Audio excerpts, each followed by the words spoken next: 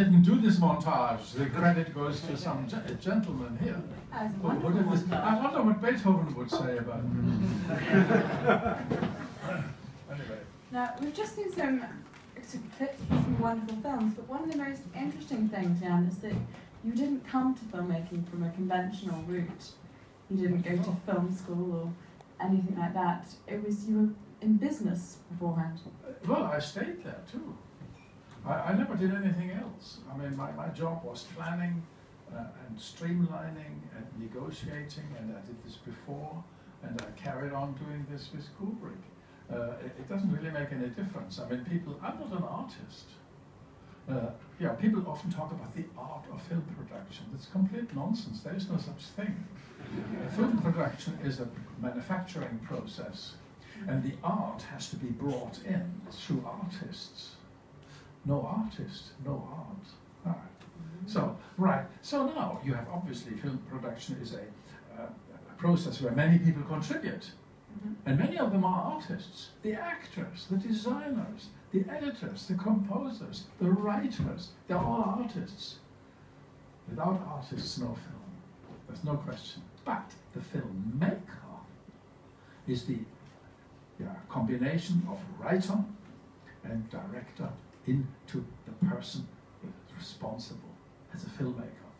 And if you don't like an Ingmar Bergman film, don't complain at the actress or anything. It's complain with Ingmar Bergman. If you don't like a Kubrick film or Woody Allen film, these are the people who are totally and alone responsible. If you don't like The Shining, don't go to Jack Nicholson. It's Kubrick. So it has to be very clear.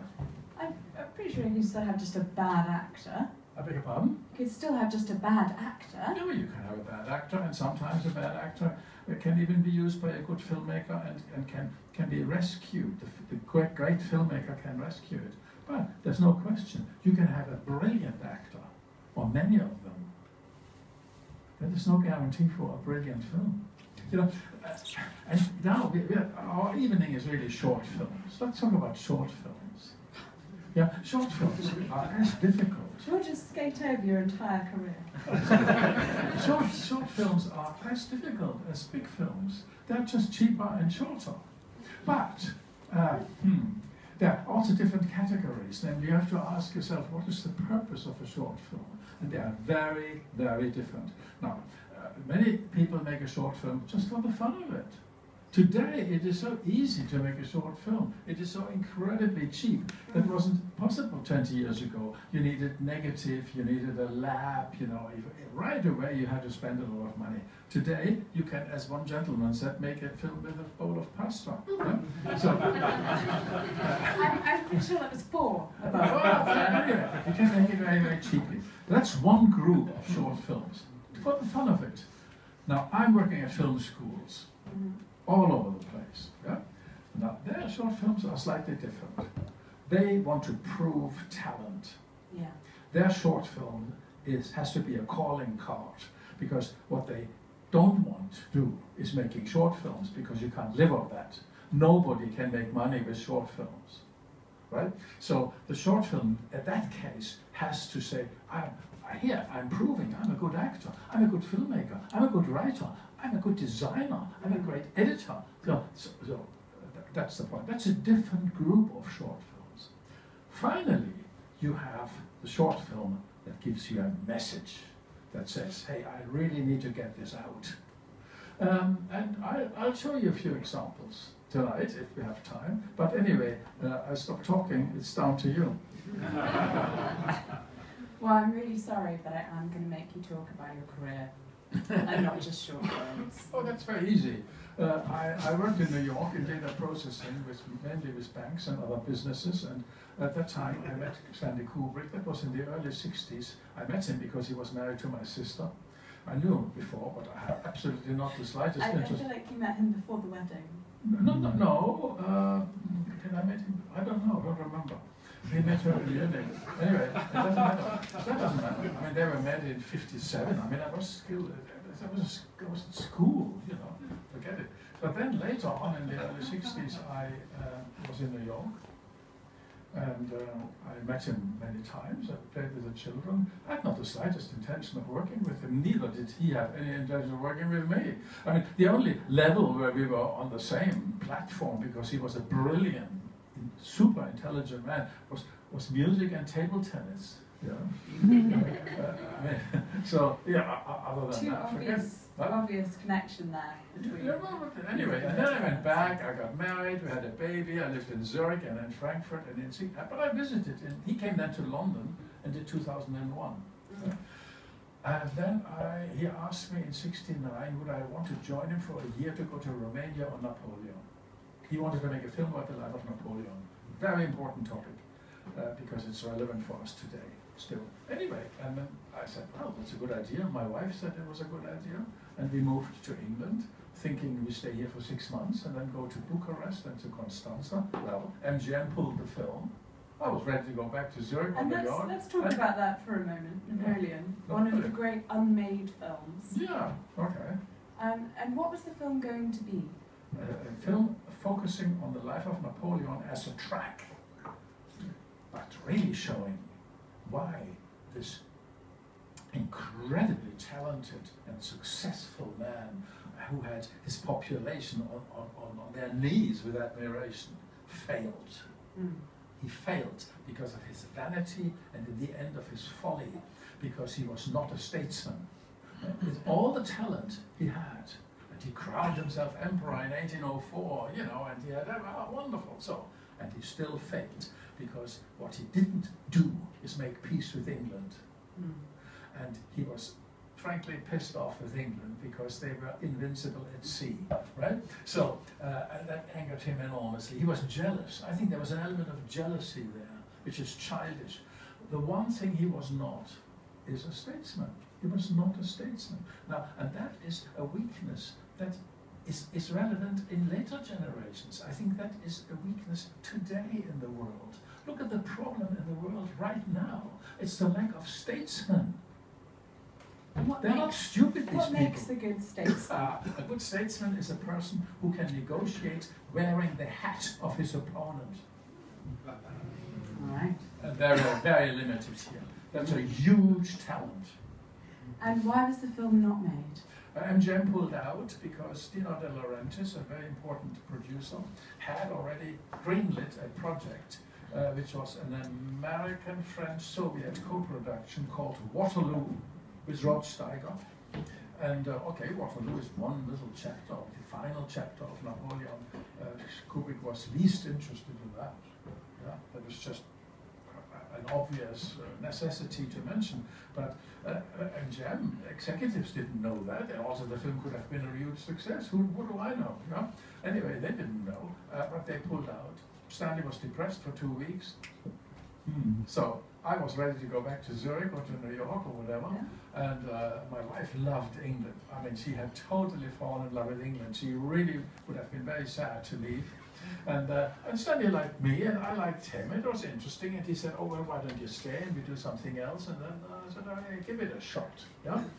And one of the first things I did was negotiate the rights for a novel by Arthur Schnitzler called Traumnovelle.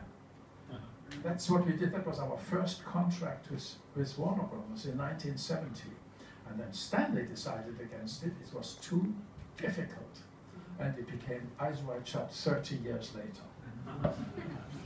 30 years later. 30 years later. So it's as long as he has chewed over this. It's the most difficult film in his life. Very, very difficult to do. It's not filmic. It's very internal. It has double and triple layers. Everybody, it's a film about jealousy and sexual fantasy, where everybody in the audience is an expert, right? So, yeah. Well, I mean, sure. And that's, well, we can include two of us, too. So you know, it is no question that it is that. So, anyway, it's a real problem.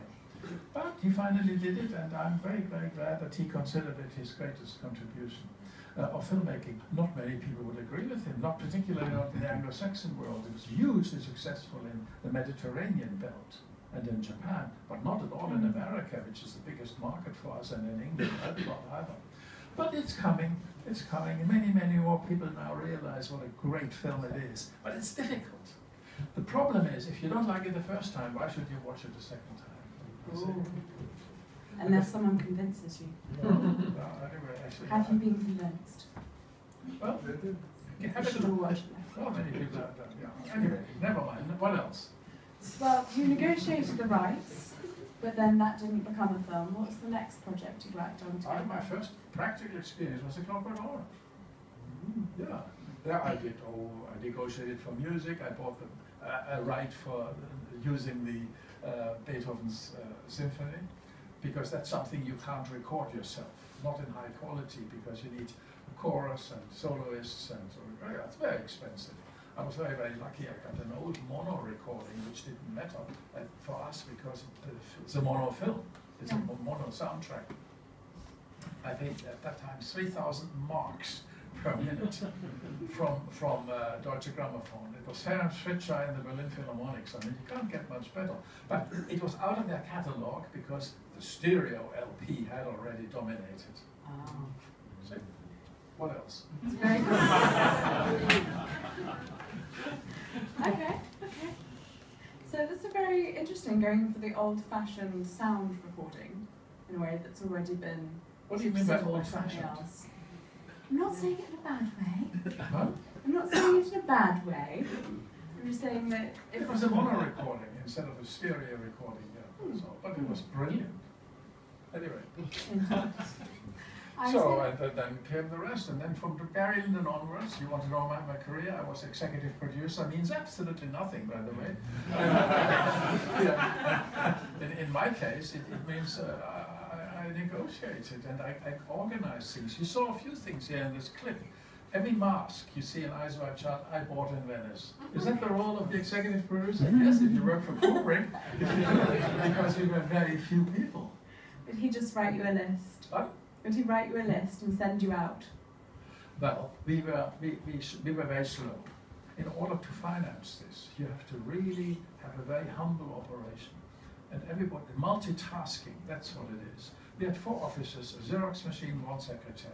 Okay, Tom and Nicole had their caravans, that's just, fine, okay? But basically, it was a very, very humble thing. We did a lot of second unit, 1 girl in New York, and all these New York shots were cut into the scenes we shot at Pinewood Studios. It's very skillful filmmaking. He was a brilliant man. No question about it. Did you find it very different than working with Steven Spielberg? Totally different, but Spielberg was also a wonderful experience for me. He worked incredibly fast, exactly the opposite from Kubrick. And with huge crews and enormous technical apparatus. I could only astonished, right? Well, we were, really very hand knitting everything. Hand knitting, yes. So what were the things in AI that you got more involved in? What was that? What was the job in AI like? Oh, that was mainly pre-production, because I worked with Kubrick on AI, and then Kubrick thought that Steven Spielberg would be the much better director for this, and he offered it to Steven. We had already 600 drawings by Chris Baker of all these things, and I can see these 2 gentlemen sitting on this long table and playing with it, but then, Steven had also other plans, and so it didn't work out, but Stanley finally made Eyes Wide Shut, and I'm very glad he did. Which of the films that you've worked on is your favourite film? It's impossible to say, because in a way it's Eyes Wide Shut, but probably because it's the last one. It's the one best in my memory. I know that Full Metal Jacket was incredibly difficult because it was so dirty, and you were really, every night you came home and you were black.